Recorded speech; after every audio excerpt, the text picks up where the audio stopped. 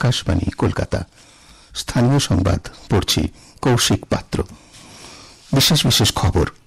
কেন্দ্র নবরাত্রির প্রথম দিনে 25 লক্ষ পরিবারকে পিএম উজ্জ্বলা যোজনার আওতায় নতুন করে গ্যাস সংযোগ দেওয়ার সিদ্ধান্ত নিয়েছে। দেবীপক্ষের সূচনায় দেশ জুড়ে পণ্য পরিষেবা কর জিএসটির পরিবর্তিত হার কার্যকর হয়েছে। সরকারি কর্মচারীদের মহার্ঘ ভাতা সংক্রান্ত মামলায় রাজ্য সরকার সুপ্রিম কোর্টে লিখিত বক্তব্য জমা দিয়েছে। বর্ধমান বিশ্ববিদ্যালয়ের রেজিস্ট্রার পদ নিয়ে বিতর্কের জেরে উপাচার্যের পর এবার থানায় অভিযোগ দায়ের করলেন registrar Sujit Kumar Chowdhury.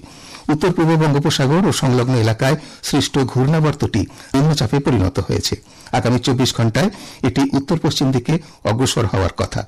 East Bengal Kolkata premier division league football খেতাব জয় করেছে। আসছে বিস্তারিত খবরে। কেন্দ্র নবরাত্রির প্রথম দিনে 25 লক্ষ পরিবারকে পিএম উজ্জ্বলা যোজনার আওতায় নতুন করে গ্যাসের সংযোগ দেওয়ার সিদ্ধান্ত নিয়েছে। যে সমস্ত মা ও বোন এই প্রকল্পের সঙ্গে যুক্ত হলেন, প্রধানমন্ত্রী নরেন্দ্র মোদী তাদের সকলের প্রতি শুভেচ্ছা জানিয়েছেন।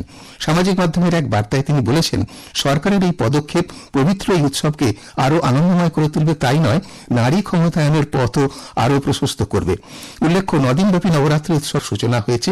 রাবণের বিরুদ্ধে রামের বিজয়, অর্থাৎ অশুভ শক্তির বিরুদ্ধে শুভ শক্তির জয়ের প্রতীক এই উৎসব শেষ হবে দশেরা বা বিজয়া দশমীর দিন। এদিকে দেবীপক্ষের সূচনায় দেশ জুড়ে পণ্য পরিষেবা কর জিএসটির পরিবর্তিত হার কার্যকর হয়েছে।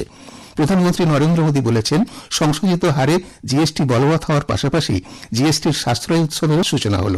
জাতির উদ্দেশ্যে এক ভাষণে শ্রী মোদী বলেন, পণ্য পরিষেবা করের নতুন হার এক দেশ এক করের স্বপ্নকে বাস্তবায়িত করবে। রাজ্যপাল ডা সিভি আনন্দ বোস বলেছেন, জিএসটি হ্রাস করার ফলে বাংলা উপকৃত হবে এবং যা কিছু ভারতে তৈরি করা যায় তা ভারতেই তৈরি করতে হবে। আর কেনাকাটার সময় মেড ইন ইন্ডিয়া জিনিসকে অগ্রাধিকার দিতে হবে। এদিকে বিজেপি পরবর্তী প্রজন্মের জিএসটি নিয়ে বিভিন্ন লোকসভা কেন্দ্রে প্রচারাভিযান চালাবে। দলের রাজ্য সভাপতি ও রাজ্যসভার সাংসদ শ্রমিক ভট্টাচার্য বলেছেন, দলের সাংসদরা 27 তারিখ পর্যন্ত নিজেদের লোকসভা কেন্দ্রে এই প্রচার চালাবে। সকাল ও বিকেলে 1 ঘণ্টা করে এই কর্মসূচি চলবে। দলের সর্বভারতীয় সভাপতি জগৎ প্রকাশ নাড্ডাও এই প্রচারাভিযানে অংশ নেবেন। শ্রী ভট্টাচার্য বাগুইহাটি বাজারে এই প্রচার কর্মসূচিতে অংশ নেন।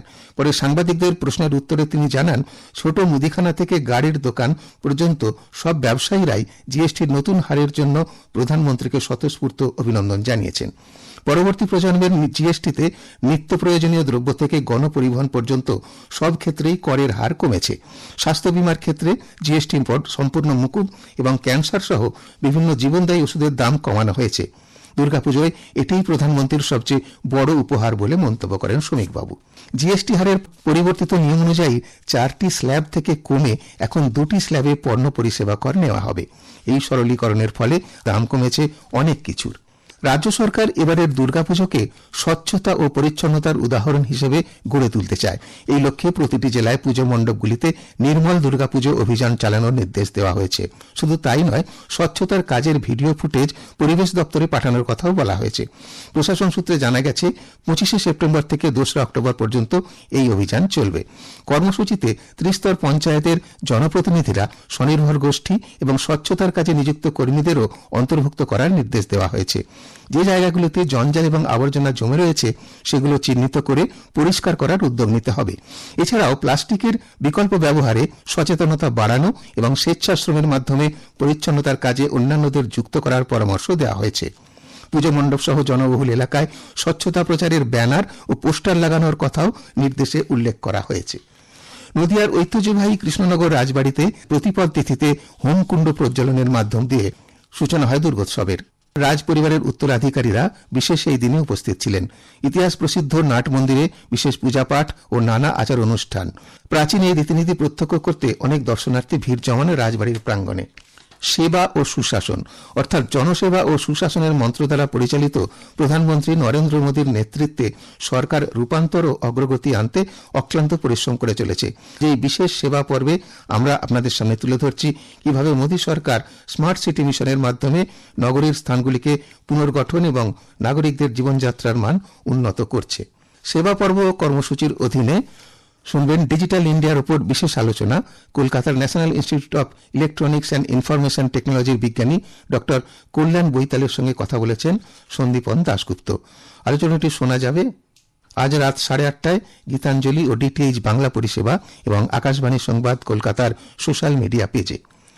প্রধানমন্ত্রী নরেন্দ্র মোদী আগামী রবিবার 28শে সেপ্টেম্বর আকাশবাণীতে মন কি বাত অনুষ্ঠানে তার চিন্তাভাবনা দেশ বিদেশের মানুষের সঙ্গে ভাগ করে নেবেন। এটি হবে মন কি বাতের 126তম পর্ব।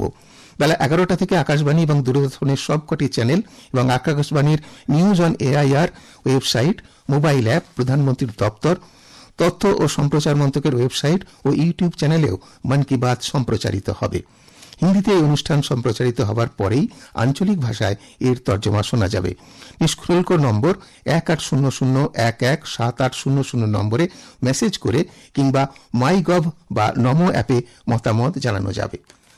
সরকারি কর্মচারীদের মহার্ঘ ভাতা সংক্রান্ত মামলায় রাজ্য সরকার সুপ্রিম কোর্টে লিখিত বক্তব্য জমা দিয়েছে। দুই বিচারপতি সঞ্জয় কারোল ও বিপুল মনুভাই পাঞ্চলির বেঞ্চে এই মামলার শুনানির সময় রাজ্যের তরফে আইনজীবী কপিল সিব্বাল জানান, অন্তত 10টি রাজ্যে উপভোক্তা মূল্য সূচক বা কনজিউমার প্রাইস ইন্ডেক্স মেনে ডিএ দেওয়া হয় না। আগামী 7 দিনের মধ্যে রাজ্য সরকারি কর্মচারীর পক্ষের আইনজীবীদের লিখিত বক্তব্য সর্বোচ্চ আদালতে জমা দিতে বলেছেন বেঞ্চ। তারপর এই মামলার রায় ঘোষণা করা হবে। উল্লেখ্য, গত 8ই সেপ্টেম্বর ডিএ মামলার শুনানি শেষ হয়। ওই দিন সব পক্ষকে লিখিত আকারে তাদের বক্তব্য জমা দিতে বলেছিল আদালত। 2016 সালের 32,000 প্রাথমিক শিক্ষক নিয়োগ দুর্নীতি সংক্রান্ত মামলার শুনানিতে ফের দুর্নীতির অভিযোগ তুললেন চাকরি প্রার্থীদের পক্ষের আইনজীবী বিকাশ রঞ্জন ভট্টাচার্য। তিনি বলেছেন, 2016 সালের প্রাথমিক শিক্ষক নিয়োগ দুর্নীতিতে সিবিআই তদন্ত হয়েছে। একাধিক আধিকারিক জেলে রয়েছেন।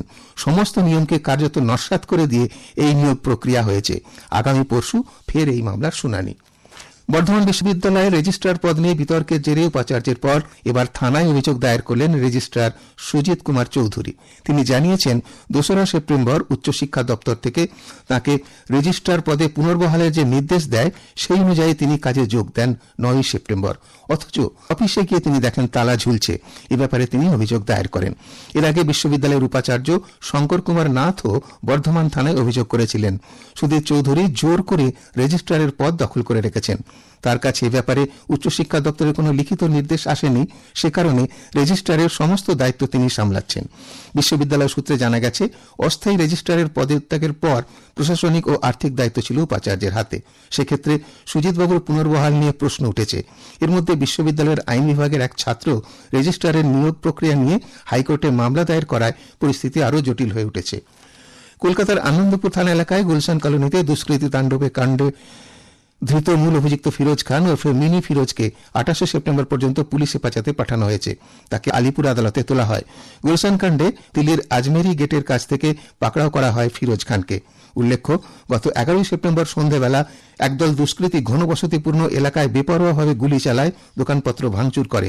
এই ঘটনায় পুলিশ আগেই 3 জনকে গ্রেপ্তার করে। উত্তর পূর্ব বঙ্গোপসাগর ও সংলগ্ন এলাকায় সৃষ্ট ঘূর্ণাবর্তটি নিম্নচাপ এলাকায় পরিণত হয়েছে। আগামী 24 ঘণ্টায় এটির উত্তর পশ্চিম দিকে অগ্রসর হওয়ার কথা।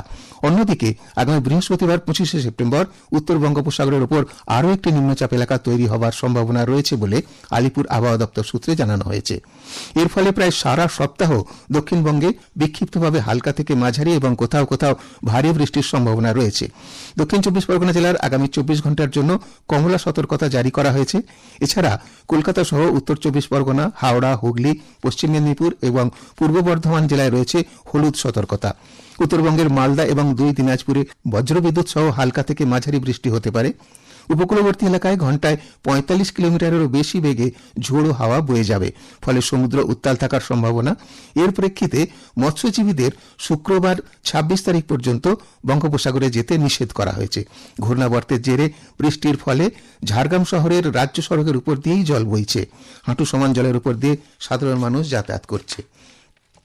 East Bengal Kolkata premier division league ফুটবলের খেতাব জয় করেছে। নিজেদের মাঠে প্রতিযোগিতার শেষ রাউন্ডের ম্যাচে ইস্টবেঙ্গল 2-1 গোলে ইউনাইটেড স্পোর্টস ক্লাবকে পরাজিত করে। ইস্টবেঙ্গলের পক্ষে ডেভিড লালহানসাঙ্গা ও শ্যামল বেসরা এবং ইউনাইটেড স্পোর্টসের অমিত বসাক গোল করেছেন। এই নিয়ে ইস্টবেঙ্গল 41 বার লিগ জয় করল। এদিকে ম্যাচ শুরুর আগে গতবারের কলকাতা লিগ চ্যাম্পিয়ন ইস্টবেঙ্গলকে আইএফএ এর পক্ষ থেকে ট্রফি তুলে দেওয়া হয়। কলকাতার মেয়র পুর ও নগরোন্নয়ন মন্ত্রী ফিরহাদ হাকিম ট্রফি তুলে দেন। কলকাতা হাইকোর্ট জানিয়েছিল, গতবারের লিগ চ্যাম্পিয়ন হিসাবে ইস্টবেঙ্গলের নাম ঘোষণা করতে বাধা নেই। স্থানীয় সংবাদ শেষ হল।